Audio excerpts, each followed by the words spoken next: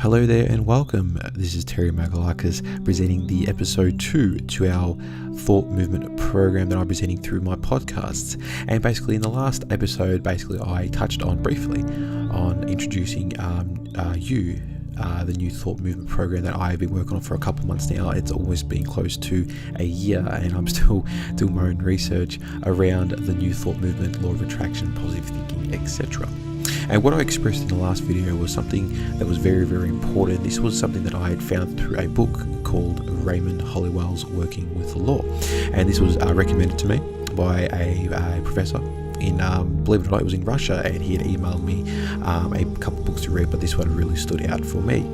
And why did it stand out? Well, basically, the first part of the program that I designed is basically to serve you in establishing, the truth.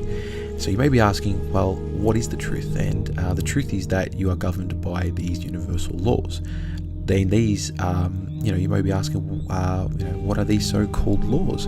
And these laws are from the universe, which are forces that guide us during our daily living. And these laws are always working. There is no rest for these laws entirely.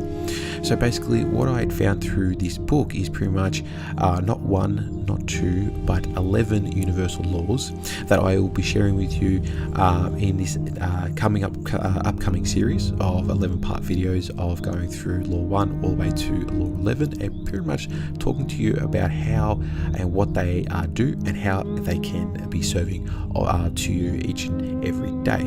So basically, the wisdom and knowledge that is presented, must be dealt in a more of a serious manner. If you ever want to see success come to fruition in your life. Now, the laws that I will present to you in a minute in this program is directed at altering, but also shifting and changing your controlling state, which is the conditioned mind. Okay. Now, what I like to do is, like a little bit of an example. Okay, a little bit of a test. So, what I would like you to do right now is hold your fist. And as you grip your hand into a fist, you tense it even more. Okay, now what do you see? What do you really see when you see this tensed fist? Well, a lot of people would say, I would see a fist, and you would be right.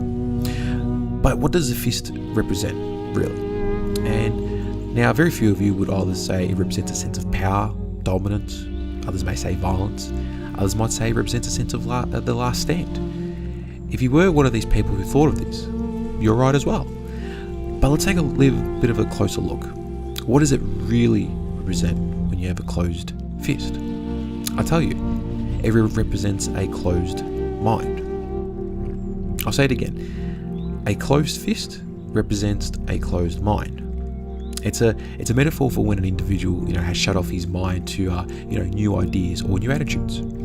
So right now, what I would like you to do is close your eyes and begin to breathe deeply. And breathe in and out slowly at a committed level. And as you do your heavy breathing with your eyes closed, I want you to begin to slowly open your hand.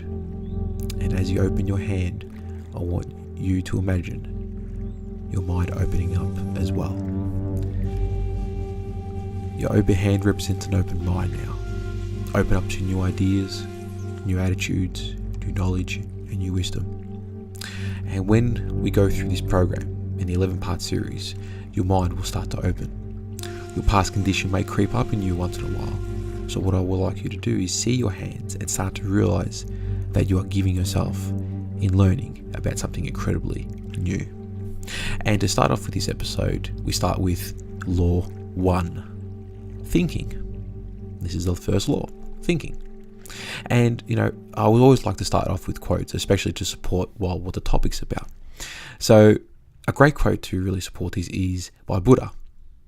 As you think, so you are. And when you hear this quote, what does it mean to you? As you think, so you are. And keep that at the back of your mind. So let's begin. The law of thinking states that, in fact, we, as human beings, really do end up becoming who and what we think about the most. The results that you see around you today are the quality of thoughts that you entertain on a daily basis. Now, do you know that everything in this world has a ruling mental state? Think about that for a moment. In fact, the most governing factor about our mind that it produces results 24/7, 365. You know how much power you actually have? just take a look around you. Take a moment in your day to observe with what's around you right now. Then take a moment to see how you are as a person. Really go into depth and detail of yourself. The power from the governing factor of the ruling mind has created your surroundings and yourself. It has so much power that it brings experiences and situations to you as well. And for an example like this, like I said, have a look at your surroundings. This is what you have brought into your life through the power of thought. It's very, very simple. Whatever you have thought up within your own mind and you have seen it visually, you have imagined it, and you've really connected it on an emotional, feeling, energetic level. This is something that you are, how do I say this, engineering within your mind. This is something you are building, and you see it already. It does exist. And when you see it, materialize, when you see it in front of you, that's your power. This is what you've given to yourself. So, to understand more about what we become, we have to understand our dominant states. So, what are our dominant states? Well, there's only two. There are good and bad, positive and negative, upward or downward. Now, the thoughts that individuals think 24/7, 365 generate so much power that it travels either very far or very near. Now, bad news is that we can't stop thinking. But the great news is when one is able to think, he or she has the power to determine in a fraction of a second what and who they want to think about in relation to anything. We have the choice and the power to change what we are thinking about right now.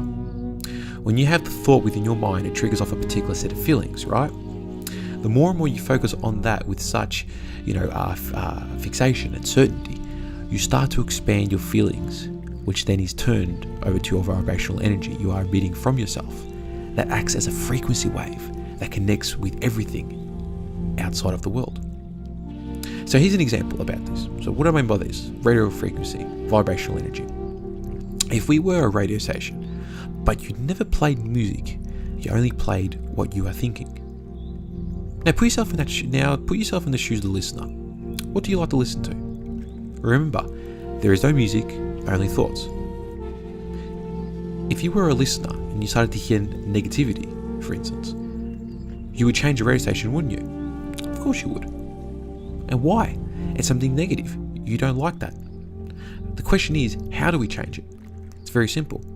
You tune into a radio frequency that doesn't emit negative thinking. Think about it. You tune into a radio frequency that doesn't emit negative thinking.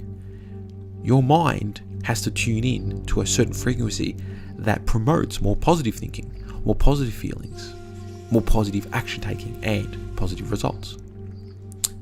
Let's say that you take a thought of success and keep fixated on it. We become involved with feeling good, positive and upward. The vibrational energy that we start to send out into the universe starts to exist around us. The power that individuals have with thought can come and connect with other individuals who have the exact pattern of thought, feeling of involvement, and the vibrational energy from positive frequency. Now, a person who focuses on thoughts of poverty, let's say for instance, I'm broke and I'm poor, will most likely gravitate towards other people who think poverty as well. Now, on the other hand, a person who focuses on thought of abundance and prosperity will most likely gravitate towards people who think abundance and prosperity as well. When we focus on that thought, which is what we want, the other thoughts that we don't want start to disappear. Now, the mind itself acts like a massive electrical power plant with ourselves and with everything around us. Now, it will send waves of electrical current through our entire body and connect through electrical currents to other things that are on the same wavelength. You follow me on this? The power is fed between one another based on one main idea that is in control of everything. The same idea determines on what will be created. Now, however, I would proceed with caution to what thoughts we feed. For us to be clear, the mind can't differentiate itself to what is negative and what is positive. It is up to us, with the ideas we have been giving ourselves, to decide whether or not that idea sets off positive or negative thought. Right? And my question to you is that, the the results that you have manifested, like I said, will either support the negative or the positive, right? So my question to you is, what happens when you dwell on the negative thought with the same amount of energy that would give to a positive thought? Really think about it. How much energy do you spend every single day giving off to negative things? And this comes to the point of, what thoughts are you really nurturing? Are you nurturing weeds, which is the negative? Or are you nurturing flowers, which is positive? And how are you feeding your nurtured thoughts? Again, weeds or flowers, how are you feeding both of these? And the thing is, to conclude today, right? If you want to have a dismal mind, it's time to start now. All through with the quality of thoughts through a constructive method. Start to be under control, not out of control with what you think about. Like I said before, you have the power over your thoughts. Sure, we have 60,000 thoughts running through our mind each and every day. Bad news is we can't control 60,000 thoughts. The good news is we can control the thoughts that we want dominant over us. If you want a negative thought, feed negativity. If you want a positive thought, feed positivity. Focus on the positivity and the 60,000 thoughts will follow. By changing your conscious thought pattern, your ruling state, you will allow yourself to effectively change the result that you want.